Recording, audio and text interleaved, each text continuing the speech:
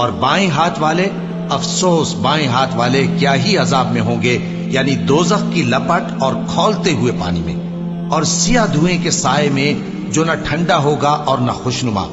یہ لوگ اس سے پہلے عیش میں پڑے ہوئے تھے اور بڑے گناہ یعنی کفر پر اڑے ہوئے تھے، اور کہا کرتے تھے کہ بھلا جب ہم مر گئے اور مٹی ہو گئے اور ہڈیاں ہی ہڈیاں ہو گئے تو کیا ہمیں پھر اٹھنا ہوگا، اور کیا ہمارے اگلے باپ دادا کو بھی؟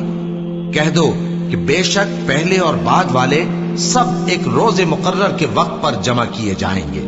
پھر تمہیں جھٹلانے والے گمراہ ہو، تھوہر کے درخت سے کھاؤ گے، پھر اسی سے پیٹ بھرو گے، پھر اس پر کھولتا ہوا پانی پیو گے، پھر پیو گے بھی اس طرح جیسے پیاسے اونٹ پیتے ہیں۔